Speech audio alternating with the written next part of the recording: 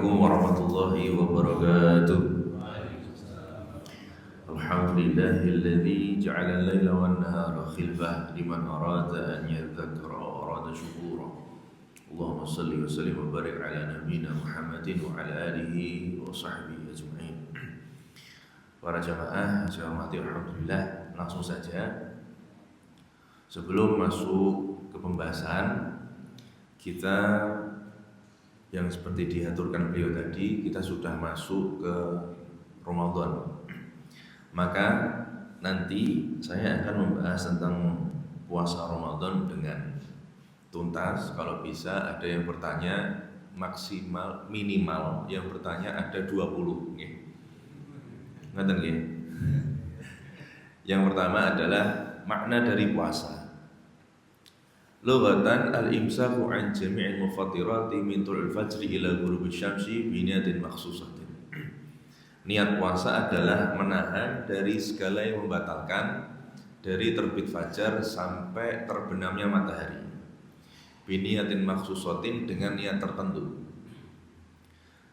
Yang pertama adalah al-imsak, menahan. Menahan ini secara bahasa itu telah dilakukan oleh Siti Maryam di zaman dulu kala sebelum Nabi Muhammad. Karena ternyata perintah ayat puasa itu kalau kita telusuri maknanya itu ada di dalam kata kama kutiba 'alal ladzina min qablikum la'allakum tattaqun. Seperti halnya ya Muhammad, orang-orang sebelum kamu yang berpuasa. Kamu diwajibkan berpuasa seperti orang-orang sebelum kamu berpuasa. Maknanya sebelum Kanjeng Nabi Muhammad itu sudah ada puasa. Satu, Siti Maryam. Ini contoh imsak ya, contoh ngekernahan tadi. Siti Maryam itu puasanya adalah al-imsaku anil kalam, yaitu tidak berbicara kepada semua manusia selama 3 hari. Dicatat dalam Al-Quran, Siti Maryam dia berkata, inni nazartu lirrahmani shauman falan ukallimal yauma insiya. Saya berjanji kepada Allah untuk tidak berbicara selama 3 hari kepada semua manusia. 3 hari. Ini bentuk dari puasa juga. Tapi secara syariat makna puasa bukan seperti itu. Meskipun puasa di zaman dulu sudah ada, tapi puasanya beda. Nabi Nuh alaihissalam, 40 orang umatnya yang ikut naik di kapal Bahtera setelah selamat dari tsunami itu bersyukur dengan cara berpuasa. Bahkan kita tarik urur lagi Nabi Adam alaihissalam. Nabi Adam itu setelah makan buah khuldi itu wajahnya menghitam. Makanya sekarang disebut ayyamusud, menghitam di akhir-akhir bulan 28, 29, 30. Kemudian Nabi Adam meminta kepada Allah untuk diputihkan lagi wajahnya sehingga disebut ayyamul bid. Jarang orang tahu ada ayyamusud. Ayyamusud itu puasa sunnah 3 hari di akhir bulan. Ini bukti kalau puasa sebelumnya sudah ada. Bahkan sholat pun juga seperti itu Bapak. Jangan kaget jenengan sering mendengar kalau sholat itu pertama kali didapatkan perintahnya itu ketika Isra dan Mi'raj. Tapi anehnya sebelum Isra dan Mi'raj Rasulullah itu sudah disuruh surat sama Jibril di Bethlehem, di tempat-tempat yang tertentu, agar Jibril ngasih tahu, oh ini loh tempatnya kelahiran Nabi Isa, oh ini loh tempat ini, tempat ini, tempat ini. Sholatnya 2 rakaat. Bagaimana mas sholatnya? Kita tidak tahu. Yang jelas kita adalah umat yang melaksanakan syariat yang telah diperintahkan dan diajarkan ketika zaman Nabi Muhammad. Lanjut lagi ketika makna dari puasa syariat, karena 30 menit gitu. Syariat yaitu apa? Tadi menahan dari yang membatalkan. Yang membatalkan puasa itu ada 2. Ini yang langsung loncat pembahasannya karena jauh sekali ini sebenarnya. Yang membatalkan puasa ini wonten kalih Bapak. Wonten ingkang muhbitat, wonten ingkang mufattirat. Muhbitat niku hal-hal yang membatalkan pahala posone, tapi posone tetap sah. Disebut muhbitat. Hal yang membatalkan pahala puasa, tapi puasanya tetap sah. Yang kedua ada namanya mufattirat. Hal yang membatalkan puasa itu sendiri. Ora usah ditakokne ganjarane, mesti ra itu. Wong posone batal. Yang pertama adalah muhbitat, hal yang membatalkan pahala puasa. Yang pertama yaitu ghibah, ngrasani. Teng mriki Bapak, biasanya teng Solo Madu, tiyang sing gene ngrasani diarani lambe wedok apa lambe lanang? Oh, nggih, campur nggih. Mboten mantun nih Bapak nih. Nggih, amin sewu. Ghibah itu adalah dzikruka akhakal muslim bima yakrahu wa in kana ala haqqin. Menyebutkan kesalahan orang muslim, nek kesalahan wong muslim niku mireng mboten remen, tidak suka. Wa in kana ala haqqin, walaupun kesalahannya benar. Menyebutkan kesalahan orang lain walaupun benar itu jadi ghibah. Nek salah jadi fitnah. Itu ketika kita puasa itu pahalanya gugur, tapi puasanya tetap sah. Yang kedua adalah al-kadzib, ngapusi. Puasa kok tukang ngapusi. Yang ketiga adalah an-namimah, adu domba. Yang keempat adalah an-nadhru lima yahrum, melihat yang haram. Ini banyak Bapak Ibu-ibu, teman-teman kita, anak-anak kita, anak muda, kalau puasa buka bersama, nonton bioskop sama pacarnya, habis nonton bioskop bilang ayo kita sholat maghrib bareng yuk, dia tidak tahu hukumnya. Padahal kalau dikaji dalam fikih, sholat berduaan bukan mahram itu tidak sah hukumnya. Bahkan ada ulama yang mengatakan sah tapi makruh tanzih, makruh tahrim, makruh tahrim, makruh tapi tetap berdosa, tidak boleh, tidak sah sholatnya. Bahkan jenengan Bapak, satu orang jangan masuk, jangan satu orang, ada ibu satu orang, bukan istri yang jenengan, tetangga, 2 orang, ini tidak boleh, ini tetap tidak boleh, karena potensi menimbulkan hal-hal yang maldharat. Ini tidak sah. Dan masih banyak yang belum tahu anak-anak muda. Kalau misalkan dia pacaran kemudian puasa, ini pahalanya gugur. Kanjeng Nabi dawuh, "Kam min shaimin laisa lahu min siyamihi illal ju' wal aqas." Berapa banyak orang yang berpuasa tapi dia hanya mendapatkan lapar dan dahaga saja. Yuk pahalanya gugur. Yang keempat adalah khuluzur wal fuhush. Misuh-misuh. Puasa kok misuh-misuh, niki gugur juga pahalanya.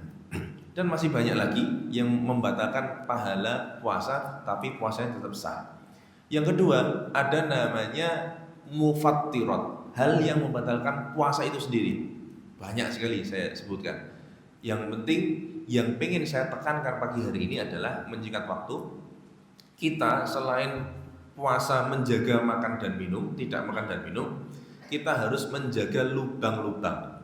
Usulu aini ilaman fadin maftuhin il jawf. Ada lubang-lubang tubuh yang harus kita jaga. Yang pertama telinga, 2 hidung, 3 mulut, yang keempat kubul dan dubur. Kubul dan dubur ini kemaluan depan dan belakang. Ini harus dijaga. Tidak dijaga puasanya batal. Yang pertama adalah telinga. Ini mungkin jarang sekali saya dengar di majelis taklim, tapi banyak yang keliru. Telinga itu bisa membatalkan puasa. Bagaimana caranya telinga membatalkan puasa? Ketika kemasukan air Bapak, jenengan siram Bapak, lajeng toyone mlebet teng kuping niki, mboten sengaja. Lihat perkataan saya. Jenengan mandi, airnya masuk di lubang telinga, tidak sengaja. Tidak sengaja, puasanya batal.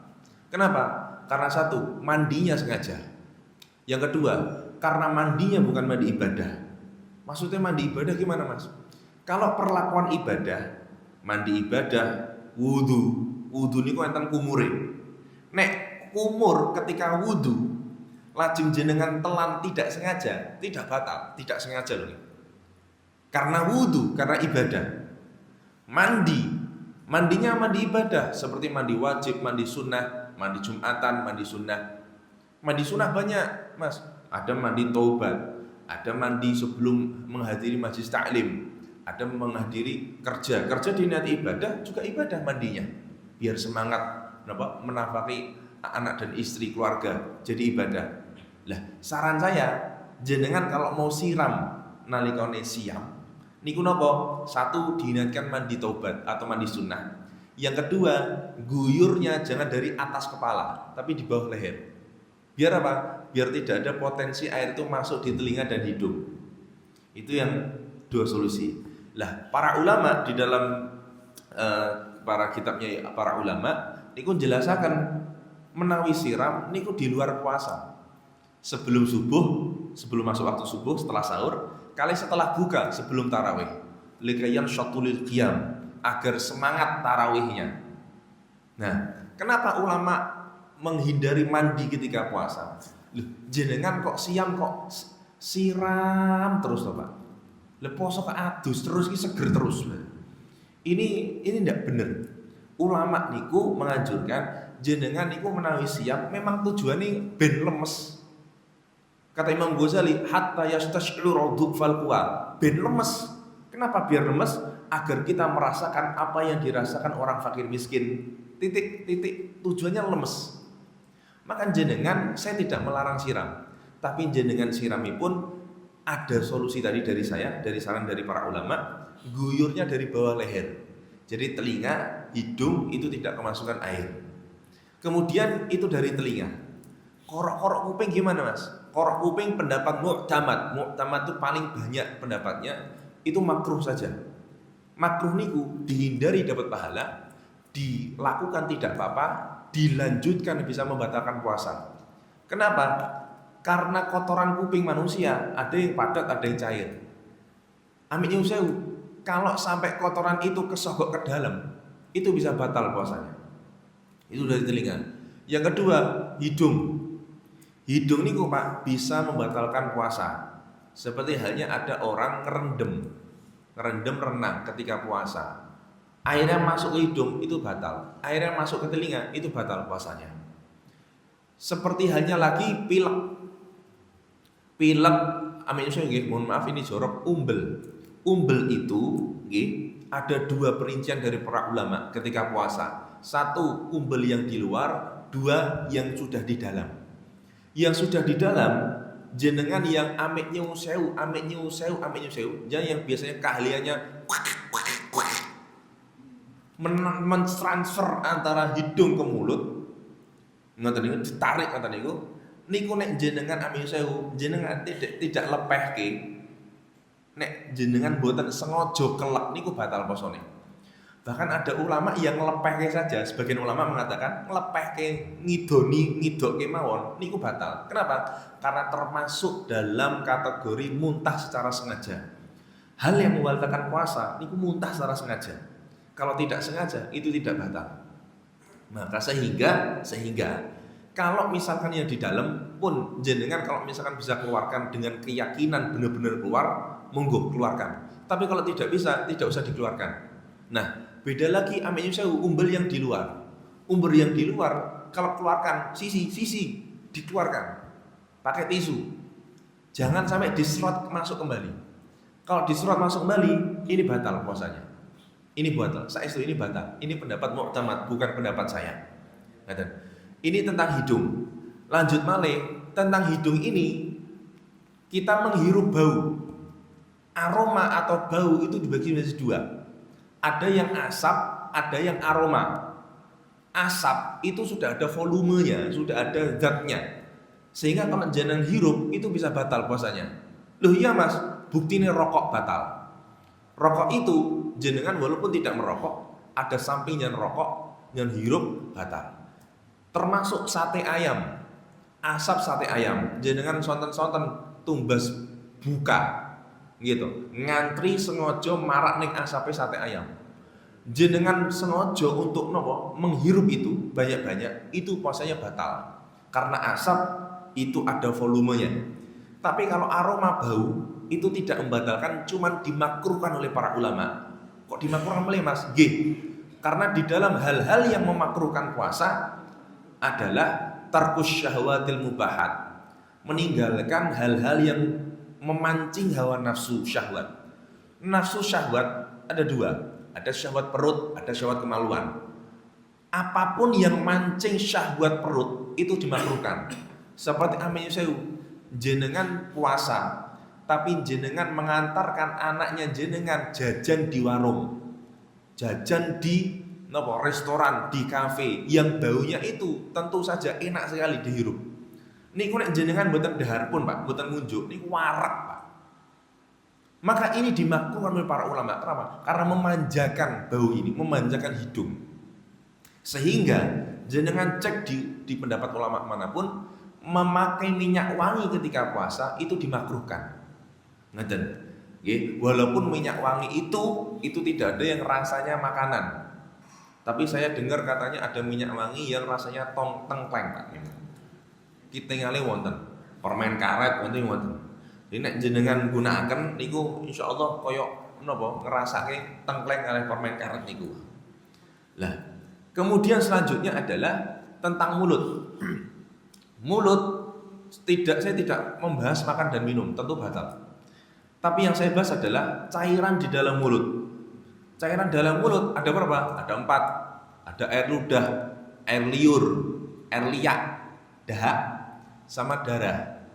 Air ludah memang kalau ditelan tidak batal, kecuali air ludah yang dikumpulkan 1 jam jangan telan, itu batal. Plus gilani ngomong. Yang kedua adalah air ludah yang bercampur dengan zat yang lain. Bercampur dengan zat yang lain. Contohnya, sikatan, sikat gigi. Ini ilmu banyak belum yang tahu. Sikatan itu memang tidak membatalkan puasa, tapi dimakruhkan oleh para ulama. Apa-apa dimakruhkan Mas? Enten alasane. Ulama memakruhkan sikat gigi niku berdasarkan sabda Nabi. Kanjeng Nabi dawuh, "Rihus shaim atyabu min rihil misik." Bau mulut orang puasa itu lebih wangi daripada minyak kasturi dan dicintai Allah Subhanahu wa taala. Maknane jenengan kalau sikat gigi berarti menghilangkan bau mulut yang dicintai Allah. Sehingga amit nyusewu kalau misalkan ada wong poso niku mambu tenan, nggih dibenke mawon. Setat bau itu dari setelah zuhur. Makanya siwak, ada kesunahan siwak. Jangan ngertos siwak dari kayu arak, bukan sikat gigi. Siwakan, Kanjeng Nabi kemana-mana bawa siwak. Itu Kanjeng Nabi pun sering berhenti siwakan dari sebelum zuhur. Dari start zuhur niku Kanjeng Nabi sudah tidak siwakan kalau ketika puasa. Tapi ada ulama yang tetap melanjutkannya. Karena siwak itu perkara yang beda. Tapi kalau sikat gigi, jenengan bahas di dalam ulama terdahulu tidak ada sikat gigi, tidak ada odol. Tapi ada ulama kontemporer, pendapatnya ulama kontemporer, sikat gigi niku Bapak, selain dimakruhkan karena menghilangkan bau mulut yang dicintai Allah, odol niku bisa menghasilkan air ludah. Jenengan mboten perkatos, bakdo niki bakdo subuh, jenengan sikat gigi, kumur-kumur. Setelah itu jenengan bersih mulutnya, tidak mungkin kering mulutnya. Kenapa? Karena odol itu akan menghasilkan air ludah. Lah air ludah ini nek jenengan telan itu batal puasanya. Kenapa? Karena sudah bukan air ludah secara murni. Nah, maka kalau mau sikat gigi, ulama menganjurkan setelah sahur sama setelah buka. Itu yang paling tepat. Juga misalkan saya kelewatan gitu. Pembahasan telinga tadi. Ada orang ini kok ame imusewu punya penyakit telinga. Saya punya jamaah. Dia itu setiap hari harus netes obat di telinganya. Maka gimana? Mas, kamu tidak boleh netes ketika puasa. Maknanya kalau kamu netes ketika puasa, puasanya batal. Loh, obat Gus? Iya, obat batal puasanya. Maka jenengan kalau mau netes obat ketika di telinga itu sebelum subuh, setelah sahur, dan setelah buka. Pokoknya jangan sampai pas puasa. Kemudian yang kedua adalah air liur. Air liur itu Pak dibagi menjadi 2. Ada air liur yang suci, ada air liur yang najis. Air liur yang suci itu adalah air liur yang keluar ketika jenengan posisi tidurnya kepala sama perut tinggi kepalanya. Contoh kapan itu ketika jenengan Jumatan. Jenengan Jumatan napa ingkang jenengan lampahi Pak? Sare napa mboten Pak? Mboten nggih Pak nggih. Nggih, kula yakin Masjid An-Nur jamaahipun nek Jumatan mboten enten sing sare. Niku menawi teng masjid liyane Pak. Nek Jumatan Bapak-bapak niku nganti ngiler. Kalau posisi tidurnya kepala dan perut itu lebih tinggi kepalanya ketika duduk ngeten iki, maka air liurnya itu suci. Beda halnya ketika kepala posisi di bawah, itu air liurnya itu najis. Permasalahannya bukan suci dan najis. Ketika air liur itu ditelan, itu batal puasanya. Karena air liur itu beda dengan air ludah, batal puasanya. Yang ketiga adalah air dahak atau liak tadi. Dahak apa? Ya, dahak itu. Kotoran itu ya. Nah, itu kalau di ujung tenggorokan yang mana jenengan tidak bisa keluarkan, jangan keluarkan. Kalau jenengan tidak bisa keluarkan, jangan dikeluarkan. Karena kalau jenengan mencoba untuk mengeluarkan sampai ujung di dalam mulut, kok jenengan telan, puasanya batal. Maka hati-hati panjenengan bagi yang masih pilek. Saya ini termasuk masih radang. Dan maka semoga kita semuanya dijaga kesehatan Allah Subhanahu wa taala. Jadi dari mulut itu banyak darah. Mas, mulut ada darahnya? Iya, ketika sakit gusi, sariawan. Darah itu ketika ditelan itu juga batal puasanya. Walaupun bercampur dengan air ludah. Karena air ludah yang tidak membatalkan itu adalah air ludah yang murni. Itu tentang mulut. Nah, selanjutnya tentang kubul dan dubur, kemaluan depan. Satu, saya membahas tentang hal-hal yang membatalkan puasa dari kubul, yaitu adalah keluarnya mani. Keluar mani, walaupun jorok harus saya bahas karena ini fikih. Keluar mani itu ada yang sengaja, ada yang tidak sengaja. Nek sengaja mutlak batal puasanya. Tapi kalau tidak sengaja seperti karena ihtilam, karena mimpi basah, itu tidak batal puasanya. Yang permasalahannya adalah ada suami istri, amit nyusewu, berhubungan suami istri di siang Ramadan. Niki banyak sekali harus yang dibahas. Yang pertama, suami istri yang berhubungan ketika puasa. Nek malamnya tidak masalah. Ketika puasa itu satu, luhukul ismi, dosanya besar. Yang kedua, wujubul qadha, puasanya batal, dia wajib nyarutang posone. Yang ketiga, wujubul imsak, puasanya batal, tapi dia seketika itu, siang hari itu dia harus tetap puasa sampai maghrib. Walaupun puasanya batal, walaupun puasanya dihitung utang. Niki jenenge imsak. Yang keempat, yaitu wujubul kafarah al-uzma, wajib untuk melakukan denda, melaksanakan denda. Denda ini apa? Satu, itqu raqabatin mukminah, membebaskan budak seorang perempuan. Sekarang tidak ada budak. Lanjut, apa yang kedua? Siyamu syahraini mutatabi'aini, puasa 2 bulan berturut-turut. Mohon maaf, ini bagi laki-laki saja yang melaksanakan dendanya, bagi suami saja, istrinya tidak. Kenapa? Karena istri kalau nolak jenengan dosa. Maka yang laki-laki melaksanakan puasa 2 bulan berturut-turut setelah Ramadan.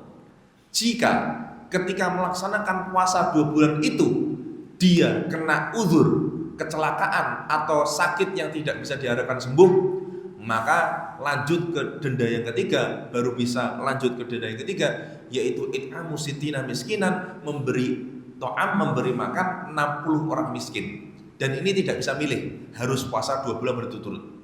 Nah, ini tentang berhubungan suami istri di siang hari Ramadan.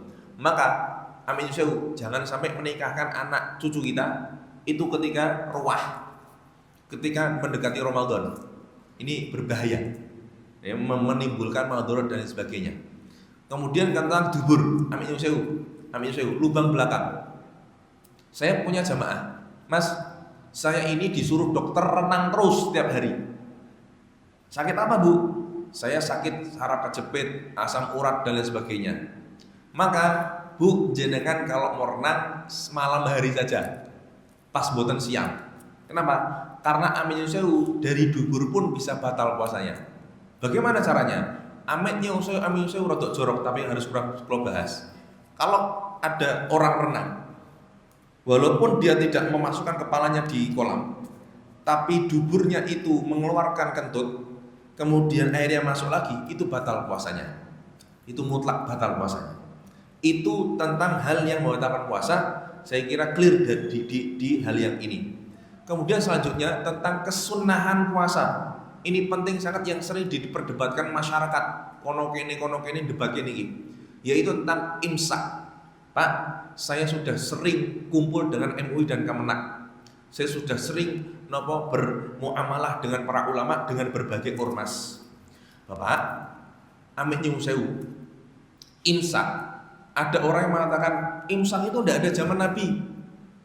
Imsak itu belum ada zaman Nabi. Wes rasah dituruti waktu imsak. Loh, ngeten Pak. Napa? Istilah imsak itu memang baru ada di zaman kontemporer, di zaman modern ini. Istilah imsak itu dari ulama memang. Tapi syariat, kesunahan dan anjuran berhenti sebelum subuh itu sudah ada dari zaman Nabi. Buktinya apa? Nabi ngendikan, wahai sahabatku, kamu kalau memasuki subuh, mendekati subuh, jangan makan dan minum binahwi khamsina ayat. Dengan durasi sebelum subuh orang membaca 50 ayat Al-Quran. Lah, dikaji oleh para ulama, 50 ayat niku berapa menit? Rubis sa'ah, 15 menit. Jadi patokannya Bapak, imsak niku 15 menit sebelum subuh. Maka Kanjeng Nabi dawuh, kamu jangan makan dan minum untuk kehati-hatian. Jenengan Bapak, amin sewu. Hanya kalau berpatokan dengan jam. Contoh teng mriki contoh lho nggih. Subuh 4.15. Jenengan nembe tangi jam 4 tak. Niku sudah start imsak. Jenengan nyentong sego, Pak. Lawe ayam kampung sing alot, Pak. Plus kolak, Pak. Plus kurma sing ngunyai rada suwi. Nome jenengan sing ompong-ompong, sing men sepuh. Niku kinten pirang menit, Pak. Maka dari ulama, dari Kanjeng Nabi ini benar. Jenengan kalau imsak sudah berhenti, itu jangan bahas boleh atau tidaknya, masih boleh atau tidaknya makan. Tapi masalahnya adalah jenengan kalau imsak berhenti makan, itu jangan dapat pahala Kanjeng Nabi. Pahala mengikuti Kanjeng Nabi. Pahala sunnah Nabi. Yang kedua, dulu niku tidak ada jam, Bapak. Tidak ada jam. Jadi jam itu hanya bentuk ikhtiar dari ulama. Dulu itu penentuan subuh itu dari fajar, dari matahari. Maka kalau jenengan hanya berpatokan jam, itu potensi salahnya besar. Berpotensi salah itu kemungkinan besar. Kenapa? Ternyata setelah saya kumpul dengan MUI dan Kemenak, itu jadwal sholat yang ditempel di masjid-masjid itu sudah disengaja dilewatkan 5 menit. Berarti nek jenengan, ya Allah, jenengan hanya berpatokan dengan waktu itu, maka sebenarnya sudah lewat dari 5 menit. Kenapa dilewatkan 5 menit, Mas? Karena takutnya sekarang ini fenomena sekarang musola dan masjid itu muni tet jadwale, tet titit langsung diadzani. Maka bagaimana terjadi ketika waktu jadwal itu ditepat waktukan, orang dilebihkan 5 menit, tidak dilebihkan 5 menit tapi ditepatkan, muadzin langsung azan. Niku ada yang kedisian, ada yang belum masuk waktu, kan jam niku beda-beda setiap daerah. Sehingga disengajakan dilebihkan 5 menit. Maka amin sewu bagi ibu-ibu biasanya, saya tidak tahu ada ibu-ibunya apa enggak ini, enggak kelihatan ya. Ibu-ibu nek menawi amin sewu bapak, kalau jenengan baru bangun jam 4 sudah mendekati subuh, kata Nabi, walau bijur atima, sudah seteguk air saja. Sahur niku tidak masalah jenengan ben kuat apa ora posone. Aku sahur ben kuat. Sebenarnya tidak itu yang dipermasalahkan dalam syariat. Jenengan kalau sahur, Pak, satu, jangan dapat pahala dari Nabi. Dari Kanjeng Nabi, mengikuti Kanjeng Nabi. Dua, jenengan kalau sahur itu jenengan dihitung niat puasa. Karena puasa itu suatu ibadah wajib, puasa Ramadan yang harus paham rukun ibadahnya. Jenengan sholat saja masih banyak yang belum paham rukunnya. Mana rukun qauli, mana rukun fi'li, mana rukun ucapan, mana rukun perbuatan. Wis ngerti rukun ucapan, sholatnya dibatin, tidak sah sholatnya. Amin yusewu, puasa nggih ngoten niku, Pak. Jenenge rukun nek mboten dilampahi, mboten sah posone. Lah, poso niku rukune pinten, Mas? Rukune enten kalih. Siji niat, loro tarku mufattirin, meninggalkan yang membatalkan. Jadi nek jenengan mboten niat poso, amin yusewu, dengan tegas saya katakan puasanya tidak sah. Contoh orang yang tidak sah puasanya, cah nom-nom, Pak, malam-malam nongkrong, main game, ngopi, pacaran, sampai malam 2:30 baru tidur. bangun jam 6 jam 7 lagi sholat subuh, ora sahur, ora tarawih, ora niat poso. Niki nek cara syariat dapat hukuman. 1, puasanya tidak sah. 2, wujubul qadha, wajib qadha. 3, wujubul imsak, wajib imsak. Jadi setengah 7 walaupun puasanya batal, walaupun puasanya dihitung utang, tapi sampai maghrib dia harus menahan lapar dan dahaga seperti layaknya orang puasa. Maka menghindari seperti ini, ada masjid-masjid, musola-musola yang setelah tarawih ada yang mimpin nawaitu somagadin an adai. Mas kok dadak nawaitu toh mas? Saya jawab, ini bukan dari ulama Indonesia, ini dari Imam Asy-Syafi'i. Nawaitu dan usoli itu dari mazhab Imam Syafi'i. Kenapa mazhab Syafi'i itu menganjurkan nawaitu dan usoli? Saya tidak mengatakan niat itu harus nawaitu. Niat itu tuh letaknya di dalam hati. Tapi melafalkan niat nawaitu dan usoli itu hukumnya dianjurkan oleh para imam mazhab Syafi'i. Kenapa? Karena Imam Syafi'i mengatakan niat niku dihitung niat kalau berbarengan dengan perbuatan. Jenengan Bapak di wau dalu ajeng niat sholat subuh berjamaah teng Masjid An-Nur. Nek jenengan dereng bidal mboten dihitung niat. Niatnya itu belum kesampaian. Jadi niatnya tetap itu pahala, tapi kesampaiannya untuk dilipat gandakan 10, kan setiap sebelumnya diniatkan itu dapat pahala 10 gitu. Itu 10 ini belum dapat pahala. Kalau belum dibarengi dengan perbuatan. Jenengan dereng takbiratul ihram, jenengan niat sholat subuh, tapi dereng takbir, niatnya belum dihitung. Nah, maka dari itu Imam Syafi'i mengatakan nek niat poso dengan itu satu gunanya apa? Membantu hati. Boten sah bahas nawaitu enek ora zaman Kanjeng Nabi. Yang harus dibahas adalah hatinya. Itu niat. Wong nek nawaitu mesti atine kretek, tapi wong sing ora nawaitu ora mesti atine kretek. Nah, ini dari ulama. Ulama lebih paham dari kita. Kita siapa? Orang awam. Kan ngoten. Maka niat puasa itu wajib. Yang kedua, niat puasa dihitung niat nek berbarengan dengan perbuatan. Contohnya sahur. Ada orang Pak sahur yang tidak niat puasa? Tidak ada. Pasti orang semuanya sahur itu niat puasa. Sehingga jenengan sahur itu adalah dihitung niat puasa. Walaupun seumpami jenengan di wau mboten enten niat ati poso, tapi nek pun sahur berarti pun jenengan pun niat poso. Bun. Kemudian selanjutnya yang terakhir nggih. Ini karena sudah jam 7 nggih. Nggih, pun jam 7 nggih. Dados intine kesunahan puasa itu banyak. Yang sering ditinggalkan itu apa? Takjilul fitri, mempercepat buka.